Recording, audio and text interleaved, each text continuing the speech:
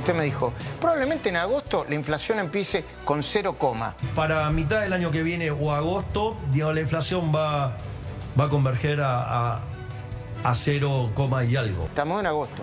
No estaría sucediendo. Si yo miro la inflación mayorista, que es la que yo recurrentemente he mirado, que siempre la omitieron, pero en el mes que hubo un salto, por el tema de la guerra, y como ese mes mostró un número de 5 o 6%, no me acuerdo cuánto fue, ahí sí la miraron. pero digamos, habíamos tenido varios registros de deflación. ¡No te va a contestar! ¡No me va a contestar, es un botón!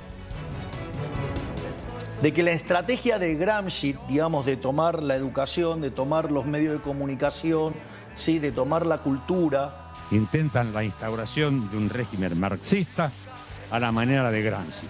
Usted tiene terroristas disfrazados de estudiantes, terroristas disfrazados de periodistas, terroristas disfrazados de profesores. Gramsci puede estar satisfecho de sus alumnos. Al futuro repetir el pasado, veo un museo de grandes novedades y el tiempo no para. Buenas tardes, bienvenidos, bienvenidas. Qué manera de presentar el programa, ¿no? Con qué buen estilo, Julián Varese.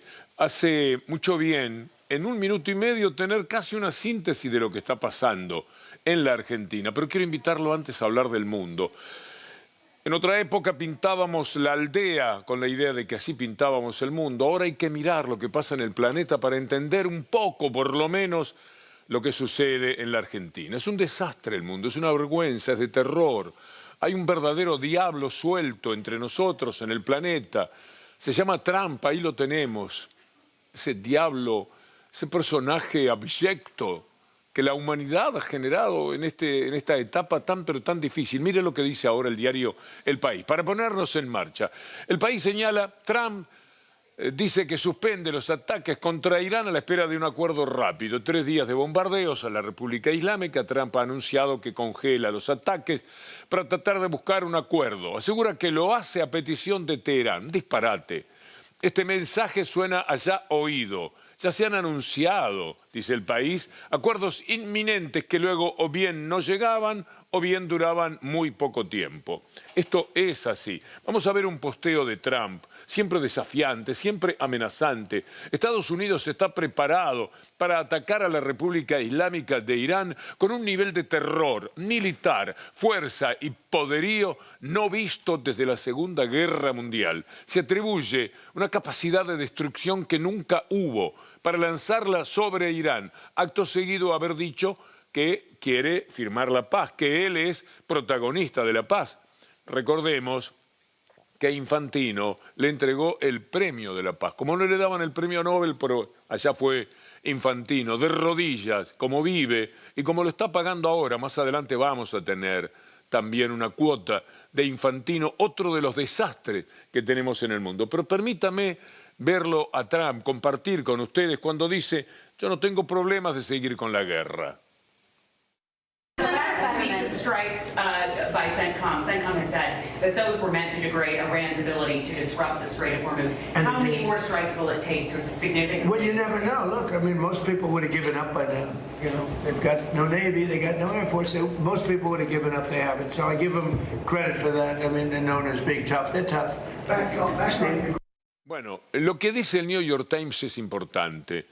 Una serie de imágenes sugieren, dice cautelosamente el New York Times, que Estados Unidos lanzó una bomba de 2.000 libras sobre una casa en Irán, matando a 3 personas. Vamos a ver el edificio, en las condiciones que quedó. Esto hizo Estados Unidos, una familia, una gente civil, aunque tampoco se entiende demasiado la diferencia cuando nos apenamos más por los civiles que por los soldados, como si diéramos por sentado que los soldados finalmente saben a lo que se expone. Esta familia, de apellido Jafari, fue destruida así por un bombardeo de Trump. Es una tristeza el mundo. Vamos a ver a la familia, para que tomemos nota, no solamente son los muros, esta era la familia, esposo, esposa, hijo. Veamos en pantalla partida lo que ha sucedido, el funeral, el desastre, la tristeza, la fotografía de lo que era una familia hasta ayer, hasta que Trump dijo que valía la pena para él asesinarlos. porque siempre entiende que vale la pena y que todavía está en condiciones de lanzar algo más devastador aún. Ahí está la pantalla, miren lo que quedó, miren lo que convierte el mundo, el planeta, nuestro planeta, este personaje que solamente siendo tan abyecto como él puede tener seguidores. Y lamentablemente el más importante de todos ellos es el presidente de la Argentina. Parece mentira. Veamos lo que señala Euronews ahora sobre Cuba. Cuba tiene su 6º apagón. Es un genocidio lo que está procurando Estados Unidos con Trump a la cabeza contra Cuba. Cuba no es ningún riesgo para Estados Unidos. No, no lo es de ninguna manera. Es inaceptable. Pero ¿cuál es la actitud de Estados Unidos? Terminar con Cuba. ¿Cuáles son los procedimientos? El genocidio. Con este apagón, piense usted, ¿cuántas miles de personas en 11 millones de habitantes están esperando una operación, una intervención quirúrgica en uno de los hospitales que son el orgullo de Cuba? Pero no se puede. En cualquier momento se quedan sin luz y mucho menos cuando se da un apagón. Esto es lo que pasa en medio de la desazón que provoca la cobardía inmensa de los supuestos grandes líderes de Occidente, que también están de rodillas frente al poder de Donald Trump. Veamos, este es el apagón. Imagínese la vida en Cuba, en lo que la han convertido. Solamente la capacidad de resiliencia de los cubanos puede seguir con su vida como lo están haciendo y amanecer mañana desafiantes, encarados totalmente hacia la posibilidad de mejorar la situación con su ingenio, con su capacidad. Parece mentira que esto suceda en el mundo de hoy, pero más que lo que le pasa a Cuba por culpa de este personaje diabólico llamado Donald Trump, lo que angustia es ver los líderes que otrora por lo menos opinaban. No hay ONU, no hay OEA, no hay nada que proteja a Cuba de este animal desatado en todo el planeta. Es muy triste lo que pasa hoy día en el mundo. Página 12 habla de lo que la Unión Europea hace, pero en otro sentido. Convocó una reunión por la crisis migratoria. La Unión Europea, ¿no era desde allí que decían que la Argentina es racista? Por supuesto que la Argentina tiene mucho para hablar de ese tema, pero que Europa la encare a la Argentina es inadmisible. Mire lo que pasa ahora. Vamos a ver lo que ocurre con los marroquíes hoy en Ceuta. 50, 60 mil cruzaron la frontera. Se sabe que es algo pergeñado desde afuera para sacudir a España particularmente, pero para eso abusan de la gente que sufre, de los que en este momento no tienen dónde comer, dónde cumplir sus necesidades. Es una atrocidad. ¿Sabe usted que en Ceuta viven unas 80.000 personas y llegaron de golpe 50, 60.000, les abrieron las puertas y aquí hay un plan diabólico también? Estoy recurriendo mucho a esa palabra. Es que no hay demasiados sustitutos. Satanás, si usted quiere. Esto es Trump. Mire lo que dice, cómo aprovecha el tema para él en su lucha contra España, que él mismo lanzó, porque España osó, a través de su presidente Pedro Sánchez, decirle que no le daba las bases desde las cuales él quería estar más cerca de Irán para cumplir con sus ataques. Veamos otra vez al personaje. You know, I saw Spain yesterday, and I watched the catastrophe that took place. It looks like an invasion of a country by hundreds of thousands of people. And that same thing's going to happen to us if the Republicans don't get elected, except worse. Much bigger, much easier to get into, despite the fact that we have built thousands of miles of wall, which I said we were going to do, but we didn't have that, forget it. But we have the safest border in the world. If we're not in office, our country will be invaded at levels that made Spain look small time. And when I watched it, I said, boy, I said, I'm going to say it because I knew you were going to be at Camp David. And I say, that's going to be a talking point. Mientras tanto, el delegado en la colonia que habitamos dice, siguiendo la ruta de Trump, cuando las personas despiertan, el final del socialismo se acerca. Ánimo España. Esta es la participación que tiene Milei en este desastre que es el mundo de hoy. Una tristeza. Le vamos a mostrar un personaje muy amigo de Milei. Se llama Vito Quile, un libertario. Peor que la gente de Vox, imagínense. A la derecha de Vox están. Un influencer, un amigo de Milei en España. Bueno, de ahí lo están echando. Lo echan.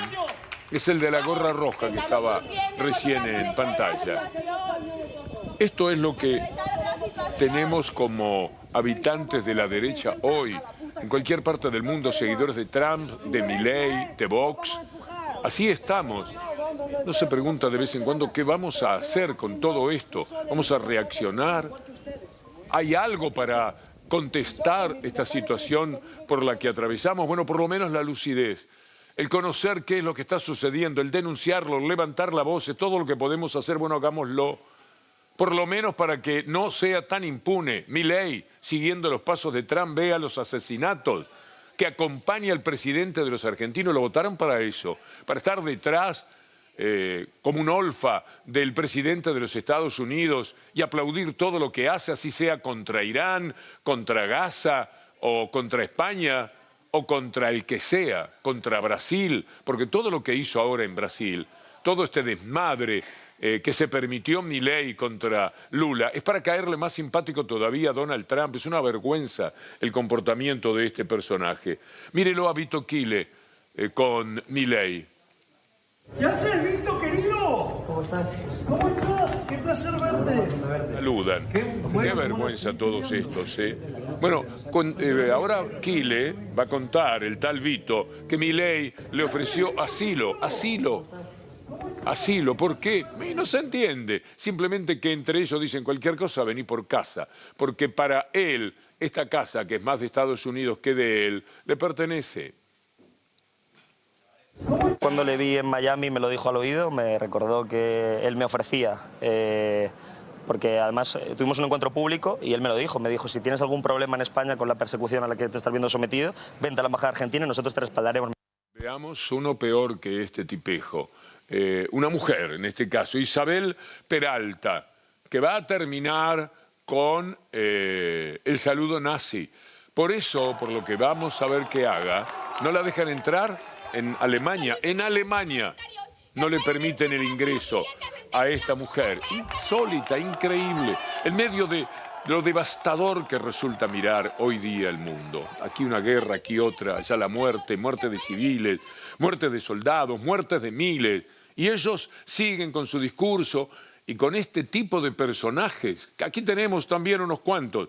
Y esta mujer que levanta el puño en un saludo nazi no tiene posibilidades de entrar a Alemania. Miren lo que se va convirtiendo el mundo. Hace poco nuestra especialista en los temas que tienen que ver con la migración anunciaba lo que está ocurriendo ahora en Marruecos, en Ceuta, con relación a España. Florencia Massadi. En ese territorio que se llama Melilla, que es un enclave español dentro del territorio marroquí, se sucedía el 24 de junio la masacre de más de 200 personas en un cruce fronterizo de miles y miles de migrantes. Estas son un poco las imágenes de esos días.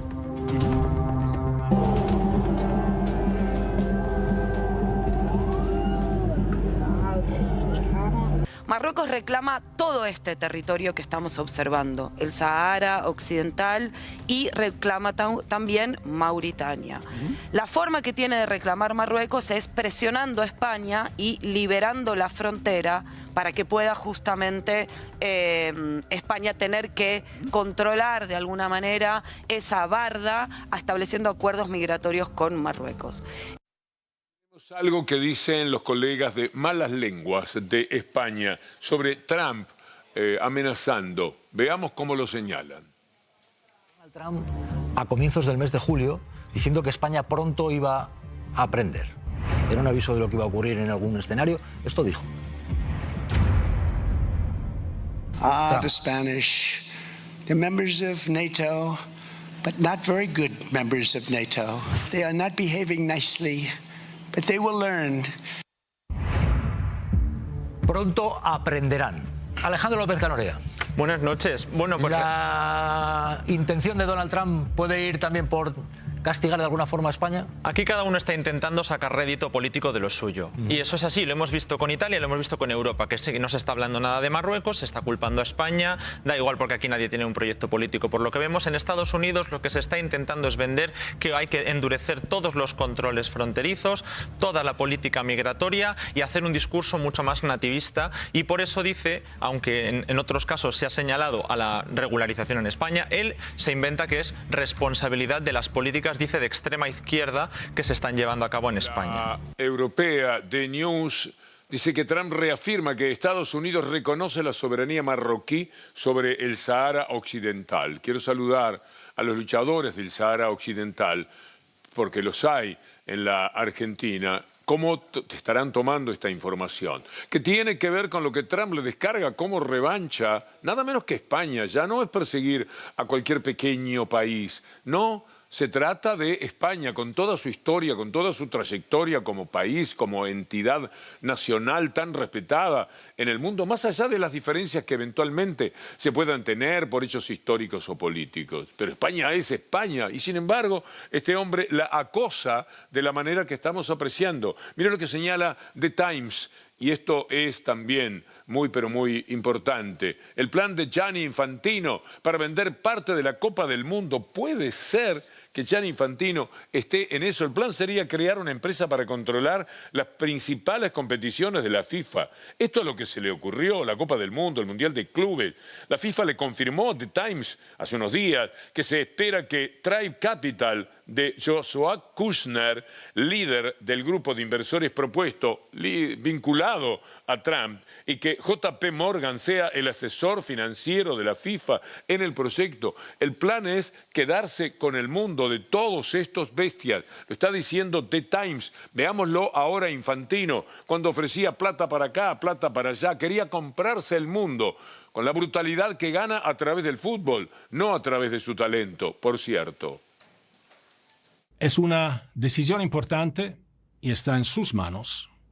Si la mayoría de ustedes decide aprovechar esta oportunidad, a cada federación miembro de la FIFA se le garantizarán $20 millones, luego $22 millones, luego $24 millones a través del programa Forward de la FIFA durante los próximos 3 ciclos. Y para quien lo soliciten sin ninguna obligación, se le concederán ahora otros $20 millones a través del nuevo programa FIFA Fast Forward. Aquí los que quieren sociedades anónimas para los clubes se relamían como el gato mirando al pajarito.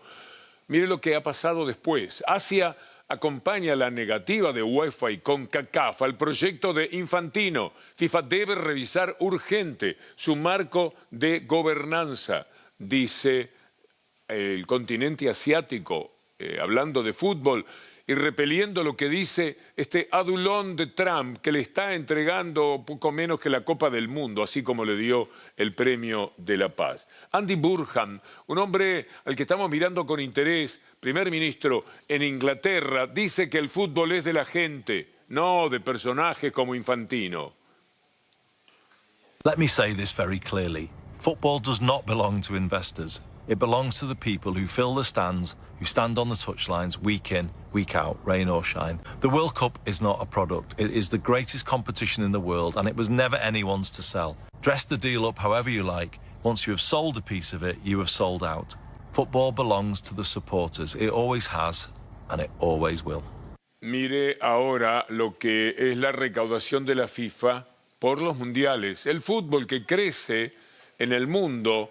En Brasil ganaron 4.800 millones, en Rusia 6.000, en Qatar 7.500 y ahora 15.000 millones de dólares. Entonces, en la FIFA hay que hacer todo lo que la FIFA propone, pregona, pero 15.000 millones en los bolsillos de ellos, de los amigos de Infantino, de los amigos de Trump, de los parientes de Donald Trump, les quedaban preciosos y se lanzaron con esa idea. No prosperará. Mire ahora lo que dice página 12, para terminar con la historia. Pero sepamos que esto fue lo que le quisieron hacer al mundo y que muchas veces les sale, como por ejemplo a toda la política americana, toda la política dedicada a los americanos que se ejecuta desde la Argentina. Trump, bueno, se saca un poco el sayo de encima. Dice, yo nunca hablé con Infantino. President, what comes first? Did Mr. Infantino speak to you about a proposal to sell a stake in the World Cup, and is that something you support? Having just About who? Did FIFA or Mr. Infantino speak to you about their proposal to sell a stake in the World Cup? No, I never spoke to him. Bueno, ahora hay que decir lo que señalábamos antes. Tuvo que dar marcha atrás. De vez en cuando los superpoderosos en el mundo, estos personajes detestables, deleznables, mentirosos y ladrones que gobiernan a buena parte del mundo, ya sea a través de ser el presidente de Estados Unidos o de ser el presidente de la FIFA. De vez en cuando tienen que dar marcha atrás. Le sucede a Trump a veces hasta con Irán, pese a que señala que podría destruirla con un dedo cuando se le antoje. Pero no ha podido y ya van varios meses de esa guerra. E Infantino, que inventó, por su amistad con Trump, privatizar la FIFA. Ya no solamente un club.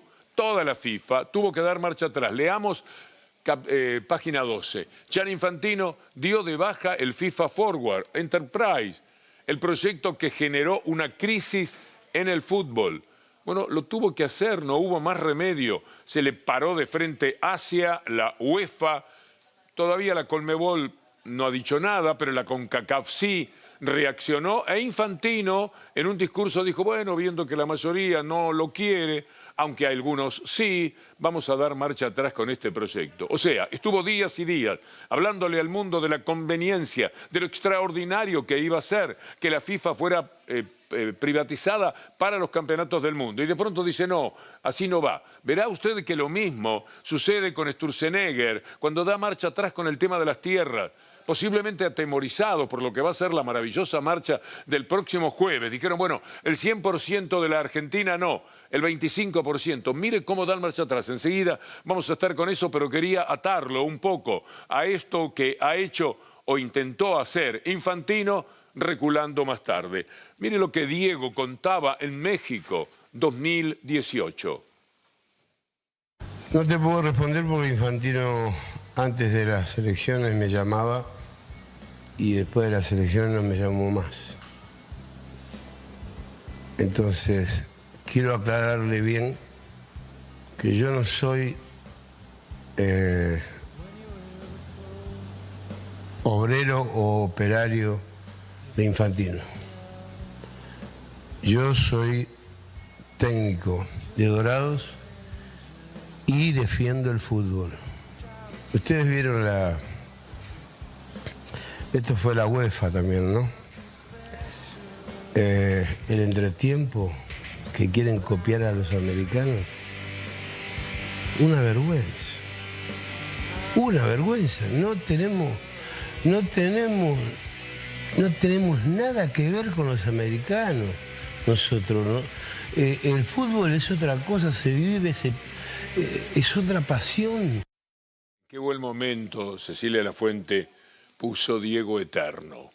Me vinieron esos rocíos a los ojos que cuando uno piensa en Diego, diciendo esto hace años, todavía no había entregado Infantino el campeonato del mundo a los Estados Unidos, a Donald Trump, todavía era una FIFA un poquitito mejor que la de ahora, pero Diego ya tenía claramente la mirada de alguien que había aprendido frente a los poderosos y que nunca se había rendido ante ellos. Infantino me llama, bueno, yo no soy operario de Infantino, y le van a entregar el Mundial a los americanos. Por eso Diego Eterno, Diego el que se plantó siempre ante la FIFA. Me gusta ese Diego Eterno, con el que vamos a hablar de alguien que también será eterno a la consideración de los pueblos, y hablo de Lula, el presidente de Brasil, que dice que mientras él viva la ultraderecha, viva Lula, no va a entrar en Brasil otra vez.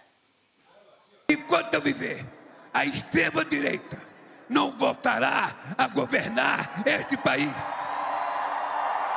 E vou dizer mais, que venha ajudá-los quem quiser. Se quiser vir o Trump, que venha. Se quiser vir o Milei, que venha. Venha quem quiser. Eu não quero ajuda de fora. A única ajuda que eu quero é a ajuda do povo brasileiro para que a gente possa manter a democracia desse país. Era só mais Silva com a estrela que brilha. Trabalhava o dia inteiro. Esta es la canción de la campaña de Lula. El que nació en el campo, el que fue a luchar, el que hizo una vida para la historia. El que los brasileños soñaban. Fue a la puerta de la fundición a buscar trabajo con su mejor camisa. Bueno, una historia muy musical, la de Lula, como la de todo Brasil. Ahí hay pueblo, ahí hay esperanza. Tenemos que esperar todavía 3 meses para la ratificación clamorosa de Lula, que es lo que estamos esperando. Por Lula y por América Latina, porque si no nos quedaríamos prácticamente sin nada, solo México. Venezuela con los problemas que tiene y ahora hasta cambió el rumbo político Colombia. Después todo es este desastre de colonias que se atan una a las otras como tales para servir al gobierno de los Estados Unidos, al poder económico del mundo. La canción, un poquito más de la canción y saludamos a nuestros amigos. Trabalhador e família. É o Lula da Silva, é a estrela que brilha. Ele é brasileiro, trabalhador. Para colmo tienen un ritmo para hacer hasta sus campañas electorales. Le ponen una gracia a la vida. Se hacen querer los brasileños, los de Lula especialmente. Bueno, saludamos a nuestros amigos en YouTube. Por cierto, gracias por acompañarnos, por estar junto a AR12. Recuerden que también nos pueden ver a través de Página 12. Están mirando página y de pronto hacen clic ahí arriba donde dice AR12 y ya están con nosotros. Para que podamos compartir algo que me parece ilustra lo que está sucediendo hoy día en la Argentina. Esto del juego del Monopoly, una cosa por el estilo. Yo no sé jugar a eso, pero estos que están ahí sí. Y lamentablemente están timbeándose nada menos que la República Argentina. Vende. Por supuesto Arruina. que esta es nada más que una animación. Destruye. Pero nos habla con mucha claridad. Están jugándose, rematando lo que es la Argentina. Esto es lo que la gente saldrá a enfrentar el próximo jueves. Vamos a tener una marcha, ya verán ustedes, muy pero muy importante. Tanto es así que este gobierno de cobardes se acobardó una vez más y dijo, bueno, el 100% no, puede ser el 25%. El proyecto ahora, aunque les parezca mentira, de buenas a primeras es el 25%. Como decía mi compañero Gustavo Campana esta mañana, cuando te piden el 100, pero después bajan al 25%, están reconociendo que te querían robar el 75%. Esto ha hecho Sturzenegger con el gobierno de la Argentina. Marcha atrás, una marcha atrás que por otra parte cada vez es más injustificada. Querían vender el país, no pudieron, porque de antemano se le cruzó todo el mundo para decir que no. ¿Vieron que vale la pena levantar la voz? Que vale la pena decir, vamos a ir a las calles, vamos a enfrentar a estos mentirosos, a estos personajes que nos dejan perplejos frente a la osadía con la que se quieren llevar todo por delante a nombre de una élite dominante que los tiene como bufones, de Milei para abajo a todos ellos, bufones del poder que se queda con todo lo que económicamente vale la pena en la República Argentina. Y ahora llegan de afuera, viene Peter Thiel, y bueno, pongamos las tierras en oferta. Esto es lo que querían hacer. Vamos a ver Diario AR por un momento. Villarroel, la calle y los votos. La oposición busca voltear la ley de extranjerización de tierras. ¿Se animarán los gobernadores que se venden a acompañar al gobierno que intentará aprobar la ley que elimina los límites a la venta de tierras a los extranjeros? ¿Se animará cada uno de esos gobernadores que se acostumbran a venderse a Milei a enfrentar a una oposición que está a 2 votos de voltear la reforma y juega a su favor con la insólita Victoria Villarroel de su lado? Bueno, mire, hay tipos que se han quedado ya con una parte de la Argentina. Lewis, el de Clarín y los jueces, la mafia de Lewis, Clarín y los jueces, ¿se acuerda del Lago Escondido? Por supuesto. Bueno, ahí está Joe Lewis castigando a la gente que trata de ir al Lago Escondido. No se puede. El Lago Escondido está escondido para él. Ya no es de la Argentina, es del mapa de Lewis, no del mapa de la República Argentina. Vamos a ver a Marina Pichot. ¿Podemos ver a Lewis? Me parece muy bien.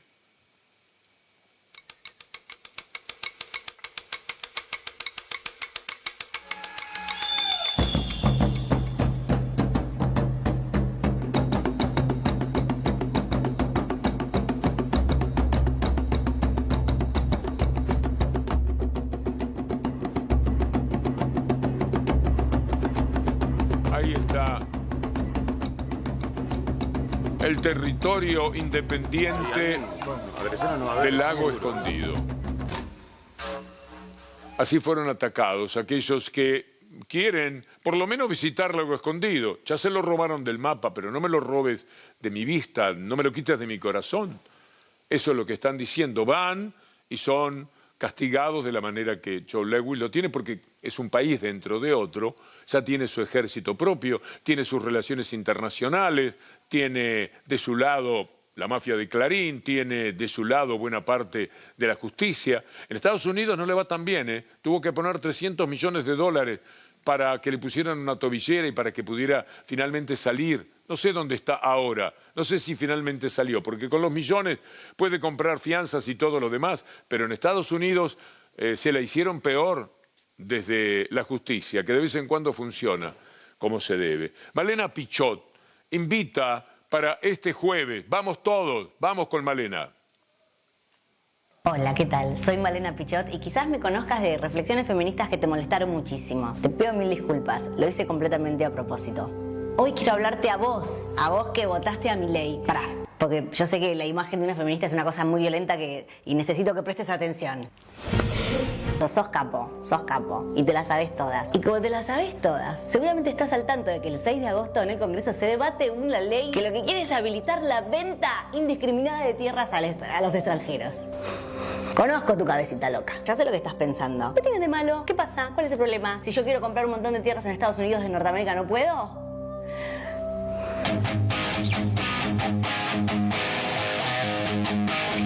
Ni un café puedes comprar, 6 lucas está el café, no lo puedes comprar. De todas maneras, si vos quisieras comprar tierras en Estados Unidos, no podés. No podés porque ellos se cuidan, porque tienen restricciones y protegen sus recursos. Así como los yanquis, protege tu tierra. El 6 de agosto, vamos al Congreso. Dale, no importa quién votaste. Es así de simple, ¿sí? Así que el jueves es una cita muy especial. Tengo mucha fe que se trate de una marcha que nosotros vamos a vivir toda la programación en AR12, porque la convocatoria es desde el mediodía a la hora que uno quiera. Hay que ir llegando durante toda la jornada para decirles que no a la extranjerización, a la idea que han tenido de vender la patria, de vender el país, de entregar la república, de darlo todo con este desregulador que a veces, cada vez que lo veo que está libre, me pregunto por qué es que no está preso desde hace unos cuantos años con todo lo que le ha hecho a la Argentina. Es una tristeza. Enrique Viale, que conoce muy bien de estos temas, dice: ¿para quién es la ley? Presta atención. Tiene nombre y apellido esta ley, yo le digo la ley Peter Thiel, el tecnomagnate de la conflictividad que está teniendo la instalación de los mega data centers para inteligencia artificial en los países del norte. Están buscando nuevos lugares que necesitan acceso al agua, necesitan mucha agua para refrigerar. Para enfriarse. Busquen en Irlanda, por ejemplo, que están teniendo conflictos con gente en las calles. En Estados Unidos es impresionante. Sí, no genera grandes puestos de trabajo, así que no hay eso. Un mega data center, para hacer una idea, emplea 50 personas. O sea, en Estados Unidos se habla que un mega data center emplea lo mismo que un supermercado medio. No es que viene la inteligencia artificial a instalarse a Argentina y nosotros vamos a estar todos. Son lugares cerrados, que esto va para afuera con cable, o sea, olvídense. Sí, es absolutamente cierto. Por eso el jueves, como también invita la diputada Julia Estrada. Pero empresarios extranjeros ya son dueños de 13 millones de hectáreas en todo el territorio nacional. Con el proyecto que impulsa Milei, esta ocupación extranjera podría crecer sin límites. Mira el mapa que te pongo ahí abajo. El 6 de agosto tenemos que impedirlo. Todos al Congreso.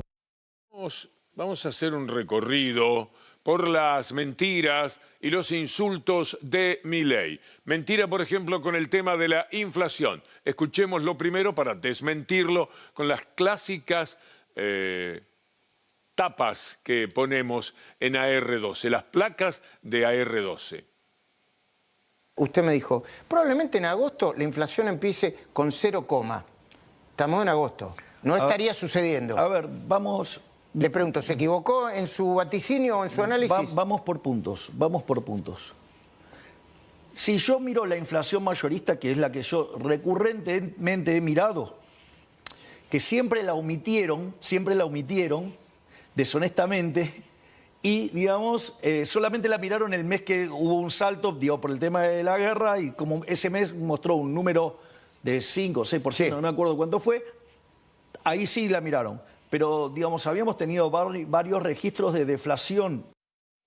Vamos a ver lo que viene con este mes que acaba de empezar.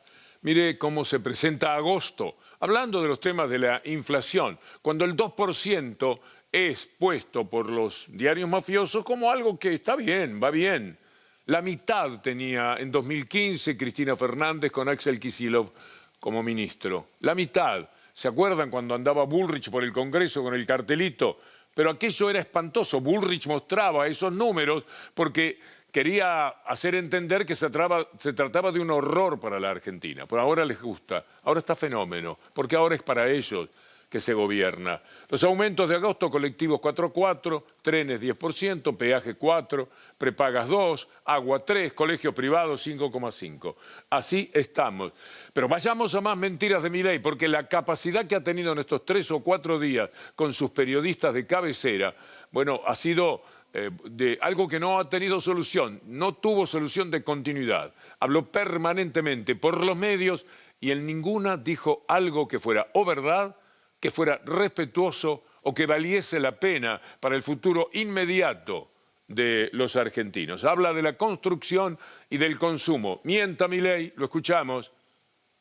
Hay uno que no crece, que no queremos que crezca, es el vinculado al sector público. Sí. ¿Se da cuenta? Y es más... No, la construcción... Bueno, y la construcción está empezando a arrancar. ¿Y el consumo? El consumo está en pico histórico. ¿Qué consumo? ¿El consumo masivo de...? Luis, usted, digamos, cuando mira... A ver, usted tiene un indicador que es el PBI y que tiene el agregado de la economía. Si yo miro el PBI, está en máximo histórico. Si yo miro el consumo, está en máximo histórico. Vamos a ver la construcción. Empeoró el 67% de las opiniones del mundo de la construcción. Se mantuvo igual, dice el 23%, y mejoró un 10%, que deben haber hecho un viaje fugaz a algún lugar y volvieron a la Argentina. Dicen que mejoró. Milei dice que arrancaron la construcción y el consumo. Bueno, no es verdad, sigamos. Vamos a otra placa. 120.000 empleos se han perdido en la construcción. ¿Qué me dice? Esto es haber levantado cabeza. 2.067 empresas de la construcción, del total de casi 30.000 que se fundieron y cerraron en la República Argentina. 7 de cada 10 empresarios dicen que la situación será igual o peor durante los próximos 12 meses. Pero sigamos mirando, esta placa viene del INDEC, la venta de alimentos en supermercados. Mire qué viene, pico de consumo, dice Milei. Nos miente en la cara como si fuéramos personas muy torpes en nuestra visión o en nuestra comprensión de las cosas. 1,6 la comida hecha, para abajo. Almacén 3% para abajo. Panadería 3,6, el pan. Siguen cayendo. Estos son números sobre los viejos, números horrendos, ¿eh? Verdulería 4%, estamos hablando de agosto, lácteos 5,4% y las bebidas 11,3%. Esta es la verdad. Ahora vamos a escucharlo a Milei despreocuparse, ya no mentir, portarse como un insensible, como un personaje al que nada le llega de una manera particular en la cual pueda despertarle una cierta sensibilidad por los padecimientos de los argentinos. Vamos a ver el tema de la morosidad, que es una tragedia argentina de hoy. ¿Qué dice Milei? Entre los imponderables, usted nombró uno, la morosidad, las deudas. Es uno de los efectos colaterales del ataque del kirchnerismo. Usted sabe que hay un récord de morosidad, el Banco Central lo dijo. Sí, yo tengo un acuerdo con uno de los muchachos de privado, aquí, un acuerdo privado. Y por algún motivo una de las partes no está en condiciones de cumplir el acuerdo. La pregunta ¿es correcto que yo le haga pagar a usted eso? Mire lo que es la morosidad hoy día en la Argentina, 7,6%. La morosidad, esto lo dice claramente el CEPA, irrefutable. 19 meses seguidos de suba del índice. Así estamos con las deudas. La morosidad en el rubro tarjetas de crédito es del 12,5%. Tener la tarjeta y darse cuenta de que uno está yendo para atrás, todo el tiempo para atrás. Y en el rubro de préstamos personales, 15%. Son los peores índices de morosidad en 20 años. ¿Le suena? Estamos hablando, remontándonos casi a la salida del 2000. Pero mire esta otra placa. 4.752.342 morosos. La deuda promedio, 3 millones de pesos. Deudores morosos son aquellos que no alcanzan a pagar el mínimo de la cuota de sus deudas. No pueden pagar lo mínimo, lo poquitito en lo que quisieron hacer sus cuotas para pagar esas deudas. Registran atrasos en los pagos. Esta es la tristísima realidad de los argentinos, que acto seguido explica muy bien la economista Delfina Rossi. Y encontramos que en junio de este año, ya con los nuevos datos, hay 17,4% de irregularidad de la cartera total de la deuda de las familias argentinas. Y esto quiere decir que 1 de cada 4 argentinos que toma deuda no la pudo pagar. Pero además, si miramos cuál es la situación de los jóvenes, esto empeora, de las mujeres también. Y si lo miramos por lugares, nos damos cuenta que son los sectores productivos, los sectores del sur de la ciudad de Buenos Aires, los que más problemática tienen. Pero tranquila, Delfina, tranquilos argentinos. Mire lo que dice Caputo. Viene un año formidable, el 2027 finalmente. Se va a cumplir la promesa del mejor país de la historia. Los años electorales en Argentina son difíciles, no se nos escapa. Entonces, no es que nos estamos chupando el dedo y dijimos, bueno, a ver, ojalá que el año que viene sea un año mejor. No, estamos trabajando para garantizarle a la gente que el año que viene va a ser diferente. No te vas a dar cuenta por ahí hoy, mañana, tal vez en un par de meses van a empezar a darse cuenta y decir, che, tal vez el 2027 va a ser diferente. ¿Entendimos bien? Le pregunto a nuestro productor, Juan Manuel Frías, no es una cuestión hecha con inteligencia artificial, es Caputo, es real, es Caputo de verdad, porque yo me acuerdo lo que dijo en abril. En abril empezaban los 18 grandes meses de la Argentina. Usted dirá, no puede ser, porque si no este hombre cara de piedra tiene para venir a decirnos ahora que no, que es en el 27, no recordando lo que dijo hace ya unos meses, ¿no? Pasó mayo, pasó junio, pasó julio, y nada se ha cumplido de aquello, pero recordemos cómo lo dijo. A partir de abril se viene un proceso de desinflación y de crecimiento. No hay ningún trade-off ahí. Vamos a ver desinflación y vamos a ver crecimiento. Y sí, se vienen los mejores meses. No, Caputo, es la necesidad de tener 2 trabajos o más para poder sobrevivir. Esto de Centrix es algo conmovedor. El 86% dice que se necesitan 2 o más empleos para llegar a fin de mes. La plata se les termina el día 20. 87% el salario no le gana a la inflación. No sé qué están mirando los otros 13, porque efectivamente el salario no le gana nunca a la inflación. Y ni hablar lo que hay de arrastre cuando se perdieron en los primeros tiempos. Eso no se recuperó nunca. Se endeudó al llegar a fin de mes el 61,9% para poder llegar. Y no llega con su ingreso hasta fin de mes casi el 67%. Esta es la realidad. Francisco Spolar discute con un libertario aquí y vale la pena escucharlos porque están hablando de las políticas de Milei y de un lado y de otro tenemos, bueno, de un lado hay argumentos, del otro cualquier cosa.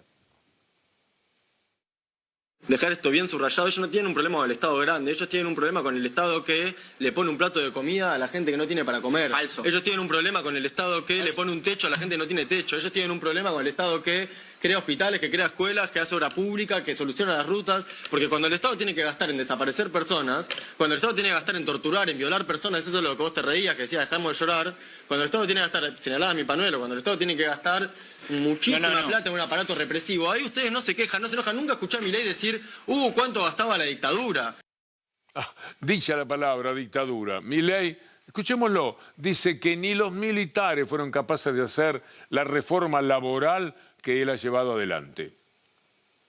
Cumplimos la modernización laboral. Digamos, ni los militares se animaron a hacer la modernización laboral, lo hicimos nosotros. Bajamos la edad de imputabilidad.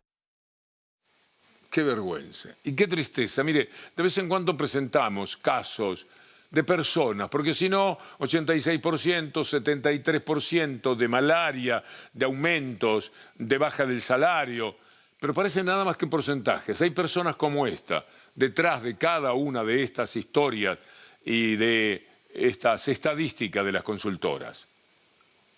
Mi vieja tiene 3 títulos universitarios y recién ahora puede trabajar freelancer editando libros y consiguió laburo como profesora tipo de futuros docentes en la escuela de un colegio normal, sí. Hace poco la echaron del laburo de un día a otro de un colegio de monjas, entonces hace poquito, muy poquito consiguió laburo, cobra 300 lucas y también es freelancer de otra cosa. Mi viejo es abogado también, se dedicó toda la vida a abogacía y también está complicado con el tema de la guita. O sea, toda mi familia estudió y estamos todos complicados, mis hermanos también, entonces... Pero vienen los bandidos del FMI con Georgieva a la cabeza y el gobierno se siente respaldado y los medios dicen, el Fondo Monetario Internacional acompaña al gobierno de Milei como si esto fuera algo aliviador, ya no solamente para el bolsillo, sino para el estómago de los argentinos. Mire, Emanuel Álvarez Agis aparece en el comienzo de un editado en el que vamos a mostrarles a ustedes cómo los del gobierno celebran la presencia insultante del Fondo Monetario Internacional. Que la verdad, recibir con una sonrisa a un funcionario del FMI es como que vos, viste, recibas con una fiesta a los bomberos. O sea, si llegaron los bomberos, se te está prendiendo fuego la casa. Por supuesto que es un alivio que llegue un bombero, pero no es una situación para festejar. Cristalina, en nombre del equipo económico, de todos los argentinos, muchas gracias y bienvenida a Argentina.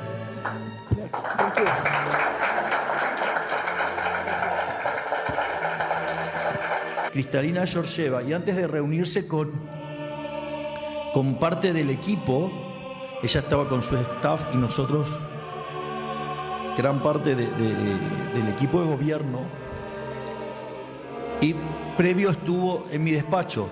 ¿Saben qué hay en mi despacho, en la mesa donde yo trabajo? Una motosierra. En segundo lugar,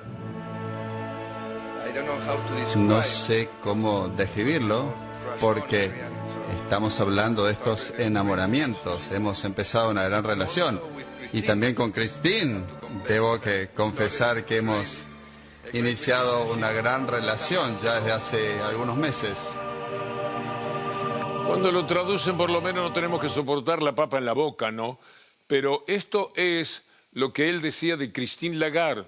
Y ahora Milei nos habla de Georgieva y Caputo hablaba de Cristina y de Georgieva porque cualesquiera le venía muy bien a Caputo para seguir sacando dinero que después se fuga y los que fugan lo ponen en los lugares donde están sus clientes, o muchos de ellos por lo menos. O las provincias van y le piden, sobre todo los traidores al pueblo, gobernadores traidores al pueblo, vamos a ver cómo se comportan el próximo jueves, van a Nueva York y ahí tiene un hermano Caputo, los atiende preferentemente. O sea, van de la ventanilla del gobierno al negocio de Wall Street, siempre en manos de los Caputo. Mire lo que nos pasa, además de Trump, además de la guerra, además de la muerte, ya simplemente caminando por los vericuetos de la economía, de los problemas que tiene la gente para afrontar el día de mañana o el final del día de hoy, porque ya los plazos se acortan cada vez más, nos encontramos con este desparpajo que tienen ellos para manejarse en los términos económicos y fundir al país, como lo han hecho por décadas. Mañana le voy a traer, quiero mostrarles un libro de Aldo Ferrer que se llama ¿Puede la Argentina pagar la deuda externa? ¿Sabe de qué año es? 1982. Se trataba de 42.000 millones, ahora hay 10 veces más. ¿Podrá la Argentina? No, nunca va a poder. Estamos condenados por Macri y por Milei. Antes Cavallo, después Macri, después Milei. Pese a todo lo que bajó la deuda, el gobierno que estuvo hasta el 2015. Esta es la realidad de la Argentina que nadie puede discutir. De verdad que no se puede, porque para hacerlo hay que argumentar, hay que tener algo que sea más fuerte, más cierto, de lo que nos permitimos decir cuando hablamos del estado de bienestar que la Argentina tuvo hasta el año 2015. Bueno, vamos a visitar un comercio de venta de ropas para ver el mundo un poco más chico, un poco más a mano, el que nosotros caminamos de vez en cuando. Vamos con el móvil de AR12. El empleo que hay es muy malo porque al haber... Vos hoy ponés un aviso en el diario, acá Cenita Vendedor y te vienen 50 o 100 currículum. Entonces eso hace que los sueldos en vez de subir bajen, porque el comerciante en realidad paga lo que puede y el empleo es malo. Esto es lo que pasa, ¿viste? Entonces la gente no tiene plata para poder... Los sueldos están igual que el año pasado. Prácticamente igual. Y las cosas, vos te fijás que han aumentado. De hecho, por ejemplo, para darte una idea, la misma bolsa que nosotros mandamos por el Expreso, que el año pasado valía 8.000 pesos, hoy la estamos pagando casi el doble. Claro. O sea que los gastos sí aumentan. Y a la gente lo mismo, el colectivo, la luz, los gastos del día a día, el comer, aumentó. Pero lo que no aumenta son los sueldos. Mire lo que dice ahí, la Cámara de la Industria Textil. La crisis, las ventas caen este mes otra vez 7%. 5 de cada 6 ve un futuro igual o peor. Es decir, mal o peor. Estamos hablando de lo que ahora se considera. El sector acumula más de 2 años con índices a la baja. Por eso cuando hablamos del 4%, no estamos hablando solo del 4%, es el 40%, es el 50%, es el 60%. ¿Por qué? Vamos tomando mes a mes, si no tenemos que hacer toda la vida un recuento de los comienzos del gobierno de Milei. Vamos a ver lo que pasa con las cooperativas. Muchas cooperativas pierden a sus integrantes, se van, no pueden resistir, abandonan nada menos que la cooperativa. Una palabra sagrada para los argentinos. Estos últimos años fue decayendo de a poco. El tema del trabajo decayó bastante, con la importación bajó demasiado. Ahora tenemos que estar laburando entre 10, 11 horas porque el tiempo no nos abastece. La problemática que estamos teniendo es la falta de trabajo, la incomodidad. Estábamos en un lugar mucho más grande, mucho más amplio. Podíamos trabajar, éramos más compañeros, más de 20 personas, mucho más. Ahora nos reducimos, somos un grupo muy pequeño y el lugar, como podrán ver, es muy chiquitito, pero tenemos muchas ganas de laburar. La mayoría de la deserción de los compañeros ocurrió porque el recontrato era alto. Con toda la subida del alquiler ya no se podía pagar, que han preferido abandonar la cooperativa. Y yo creo que está pasando en todas las cooperativas esta situación, ¿no? En cuanto al... No es la deserción de los compañeros, es que un gobierno desertó de su responsabilidad de gobernar pensando en el pueblo. Lo hacen para los negocios de ellos y de sus amigos. Esto lo dice muy bien Axel Kicillof. Y vengo a denunciar desde acá que el gobierno de Javier Milei se borró de todo lo que tiene que ver con la salud, con la seguridad, con la educación, con la obra pública, se borró, no está. Andan viajando por el mundo en vez de ocuparse de los problemas reales de una sociedad que sufre, que no tiene laburo, que no llega a fin de mes. Y los recursos están, pero los usan. Nos enteramos todos los días que nos endeudan por miles de millones de dólares. Que pongan un poco en la salud de la gente, que pongan en los remedios, que pongan en las rutas, que pongan en algún lado, que se vea, que sea real. Cristina Fernández anunciaba que dejaba un país que no era cómodo para los dirigentes, porque para mantener eso iban a tener que luchar, iban a tener que seguir confrontando con el poder real. Si no se animaban, como ha sucedido, estábamos fritos. Ahora, para la gente, el país que les dejo es un país muy cómodo. Es un país con 6,9% de desocupación. Es un país con 6 millones de jubilados. Es un país con el salario más alto de Latinoamérica. Es un país con la jubilación más alta de Latinoamérica. Es un país con la mayor inclusión previsional de que se tenga memoria. Es un país con mayor nivel de porcentaje industrial de su Producto Bruto Interno. Es un país donde se respetan los derechos humanos. Es un país donde se respetan la división de la Constitución. Es un país donde el gobierno le ha dado más que nunca el mayor presupuesto al Poder Judicial. Sí, es un país difícil para los dirigentes, pero no para la gente, que ha superado, que ha progresado, que ha crecido, que ha encontrado trabajo, que hoy tiene casa, que tiene auto, que tiene trabajo, que sus hijos van a la universidad y al estudio. Por supuesto, el país cómodo es para la gente, no para los dirigentes. Una sola corrección, señora. Era. Ya no es. Era en aquel momento, pero lamentablemente ya no. Nos vamos a despedir con algo que siempre entibia el alma. En este caso, Catriel, muy querido artista, que está hablando de lo que tiene que suceder, lo que va a ocurrir el próximo jueves. Escuchá una cosa. Guarda que quieren vender la Patagonia. Y no te vas a dar cuenta y vas a quedar a pata y en agonía. Y cuando los gringos paguen la primer cuota, te va a entrar enterota.